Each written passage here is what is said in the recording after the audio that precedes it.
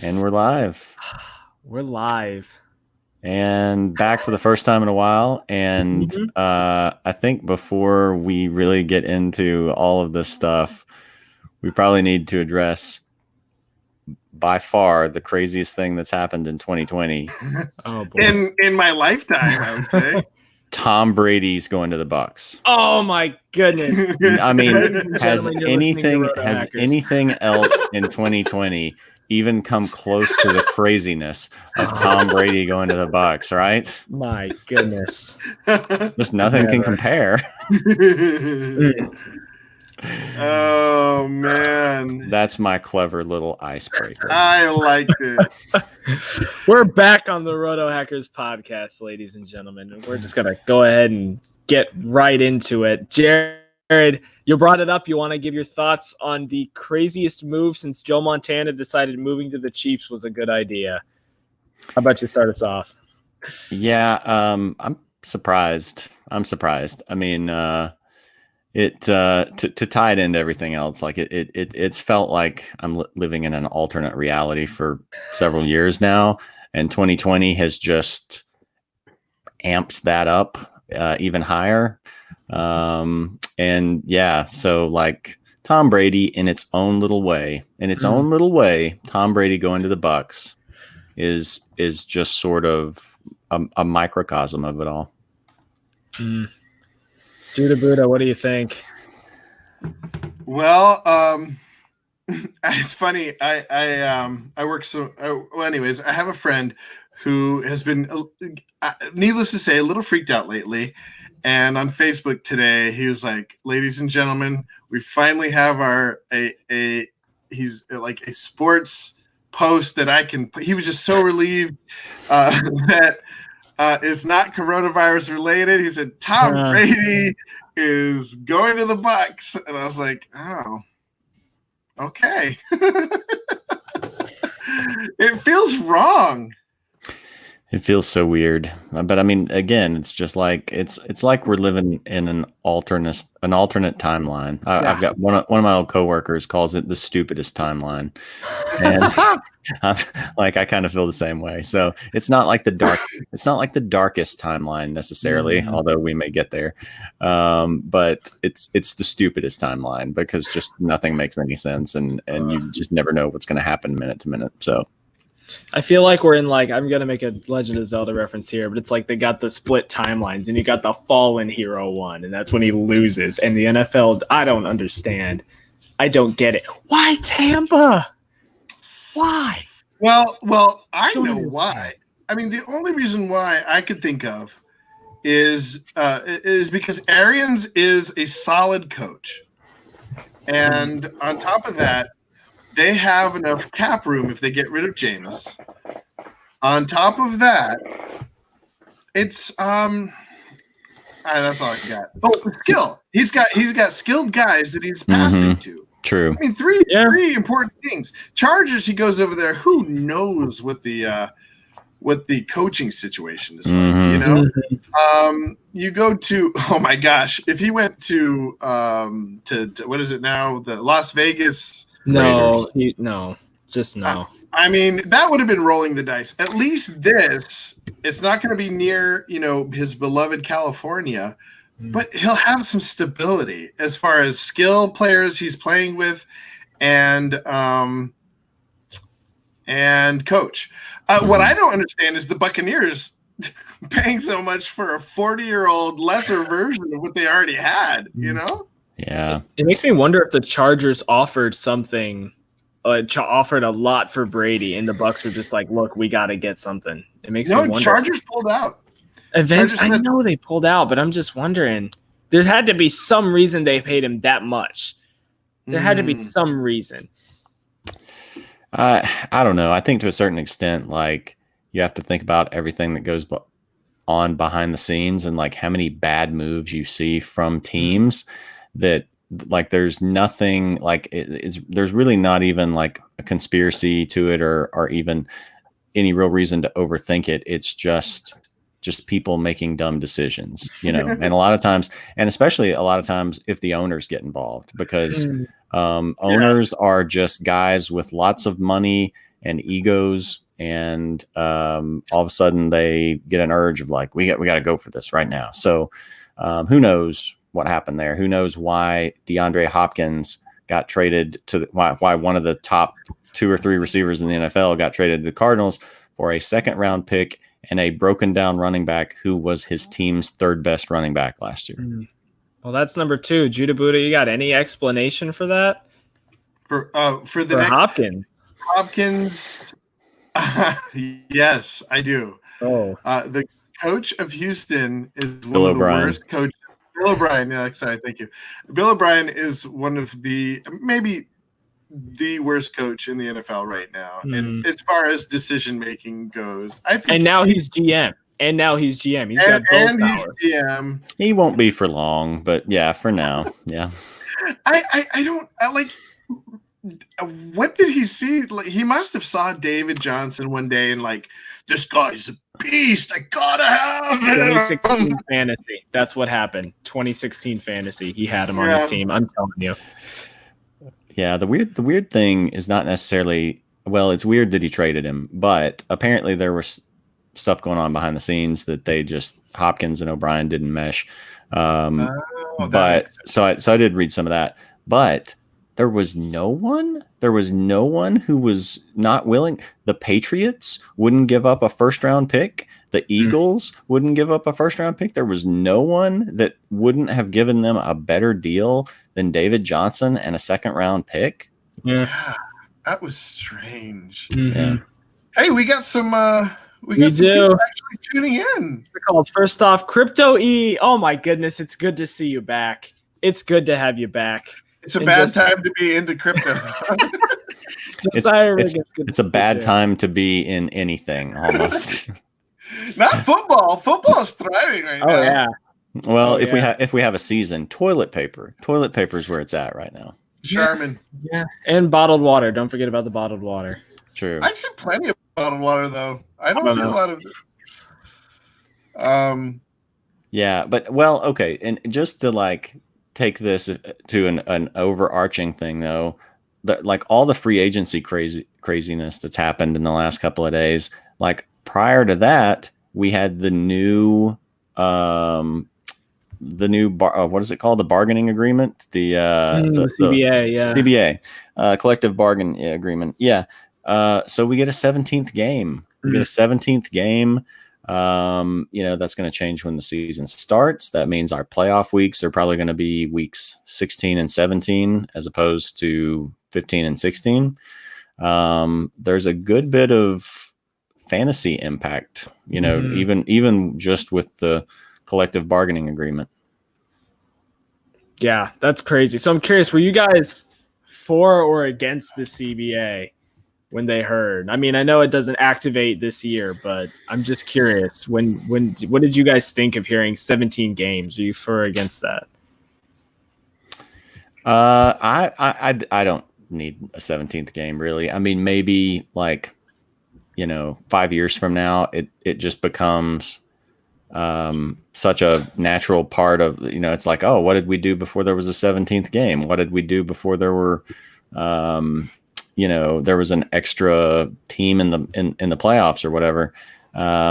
Initially stuff like that, if it's been working for me, I'm not really like hankering for more, but 5 years from now, it may just be like, what did we ever do before this? Yeah. Just in I'm mixed on it. Like, no, I'm just mixed. Go ahead. I think go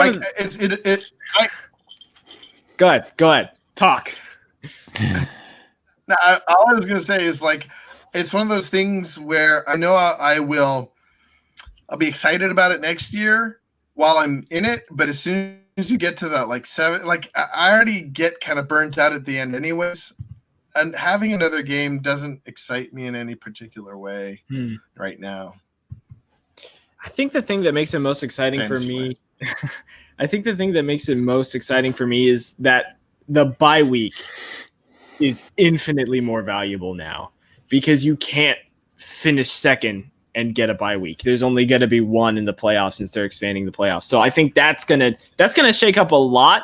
And I think it's going to be interesting if teams don't rest their starters in week 17 now that they'll be playing or whatever. I think that's probably going to be the most fun thing to watch, to see what's going to happen with that kind of race as people head towards the playoffs. Well, I think the other thing too is, again, if you're imagining that we're going to slide everything back a week, so the playoffs are going to be 16 and 17 instead of 15 and 16. Like, think about how when we get in those final weeks of the season, how banged up teams are, and how you're going to like, all right, my starting receivers are Devontae Parker and Brashad Perryman, and my quarterback is, Ryan Fitzpatrick, and my running back is the third running back for the Falcons. And that's just one more week of opportunity for players to get hurt. So I think it just makes it, I think it's just going to make it even crazier by the time you get to the fantasy playoffs.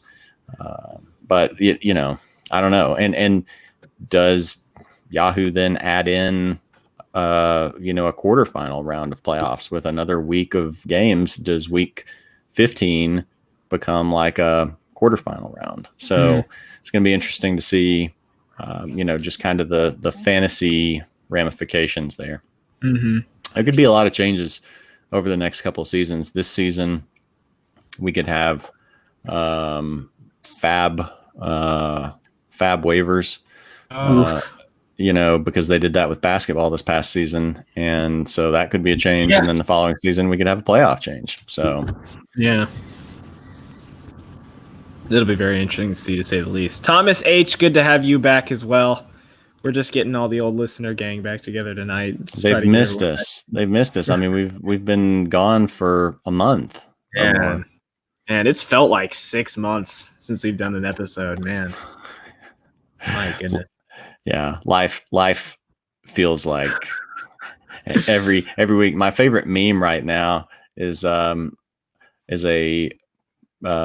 shot of Picard, Patrick Stewart playing Picard in Star Trek, sitting in his captain's chair, and the text on it is like waking up every morning, and it's him sitting there with the headline "Damage Report." Like, that's how I feel. Like, I open my computer in the morning, just like, what's happening? 0 days since last incident. That is 0 days since last incident, especially when all the coronavirus stuff started really going down, where within like 30 minutes, literally it was like 30 minutes of one another, the NBA shut down, we canceled flights to Europe, and we found out Tom Hanks and his wife had coronavirus. I'm like, I need to go to bed. This is all I can take for one night. And March Madness, the audience was taken out. Yeah, and then they just canceled it outright. Right. Yeah. This is why my dad told me never make brackets early. Oh man, that's sad though. It is kind of sad the world is shutting down. But I think the NFL said they're gonna have like a live televised draft, but no fans there, I think is what I saw. Yeah, I haven't even read up on it enough to know the details if even the players are going to be there. But they are going to have it's still going to go ahead at the regular scheduled dates. I don't know if they're going to change venues or what, but all I really care about is that they do have it, in some form. I don't really care about the spectacle of players walking up and shaking hands with the commissioner or being interviewed afterwards or whatever. But I mean, yeah, you can just go ahead and have it, as long as, we're not in a worse, exponentially worse viral outbreak by then. Go ahead and do it. So, Judah Buddha, we lost your Las Vegas boat that everyone's going to be hanging out on for the draft. We lost the boat. They were gonna like ferry players. It was gonna be like on an island in a giant fountain in LA, and they were gonna ferry players up by boat. Yeah, I was looking forward to that. Yeah, it's not. Well, it won't be in Vegas the next year. So yeah, that's a real missed opportunity right there. So I'm curious from the both of you, since I know Judah Buddha, you have more limited time, but obviously Brady and Hopkins are the craziest moves we've seen so far in the NFL. But other than that, what did you guys think of any other free agent move? What is the biggest one that you saw out there?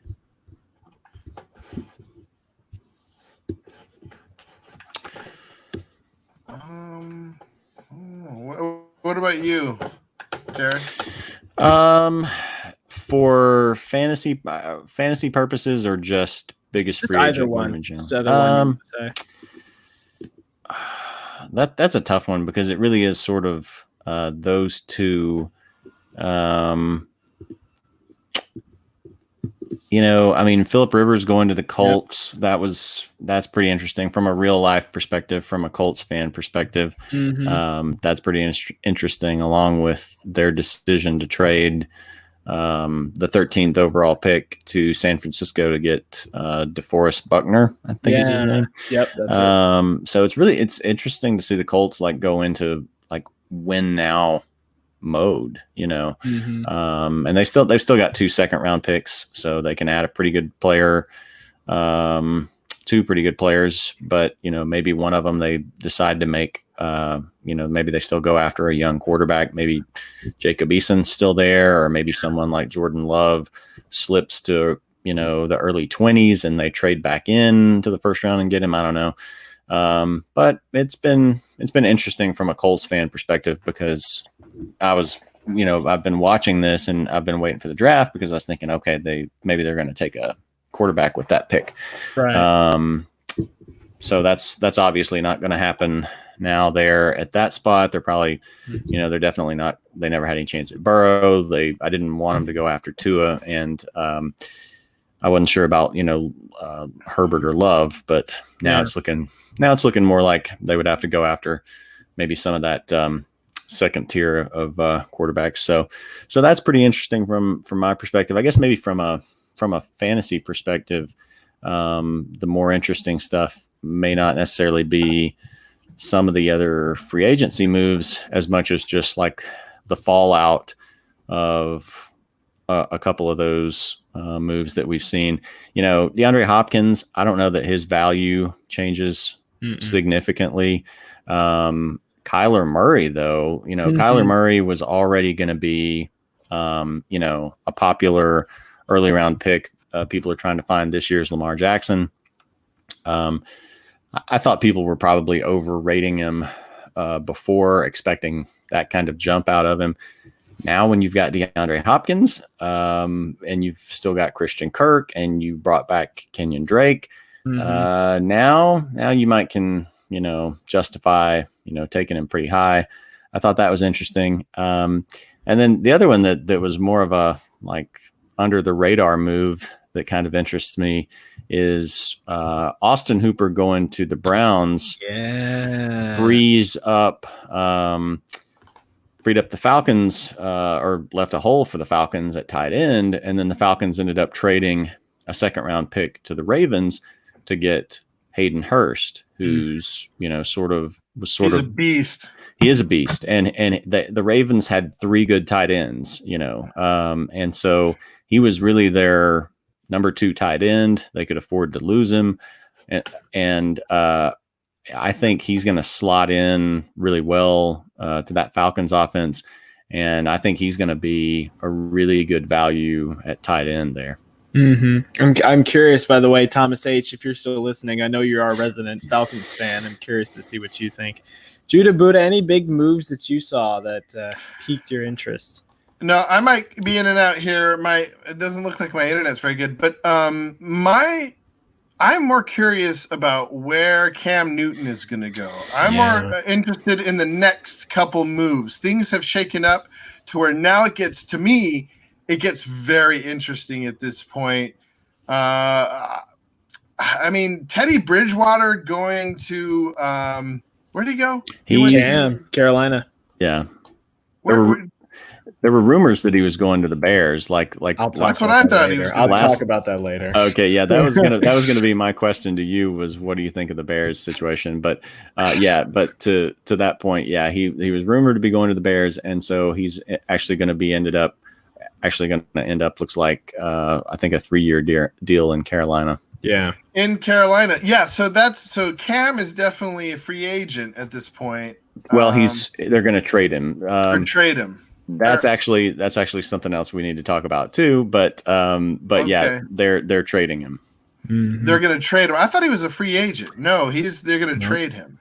They're gonna trade him. They posted. I'll just throw this in real quick. We can come back to it later if we want to. But the Panthers posted, I think, on Instagram that they had given Cam Newton permission to seek a trade.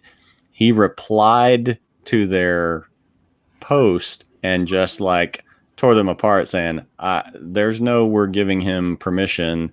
They're basically kicking me out." Yeah, and then Greg Olson chimed in and said, "Yeah, I know what that feels like," and it got like super awkward really quickly.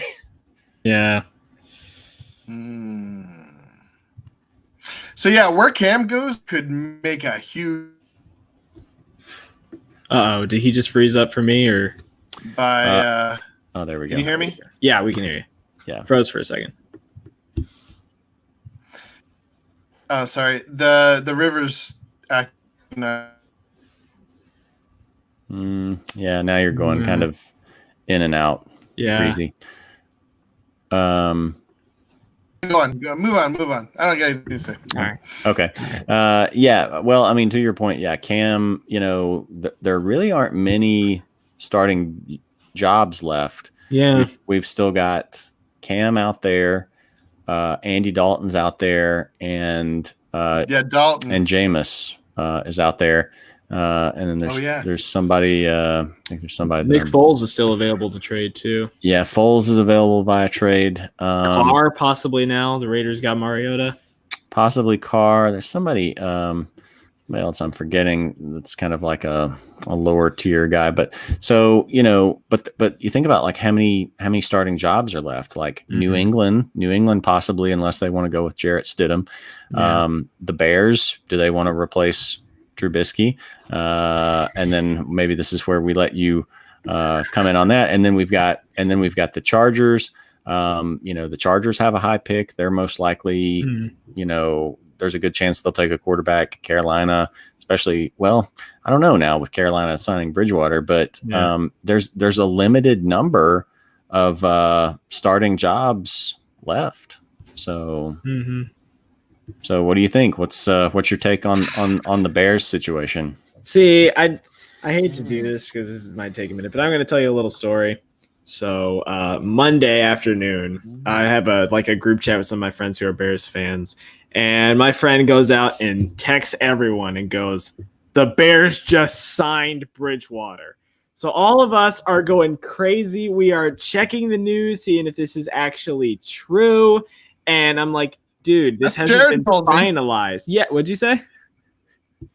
Jared had told me the same thing. Yeah, so he was going nuts. We were all super excited, and then I kept looking it up, and I'm like, no, they didn't sign him yet. It's a proposed deal.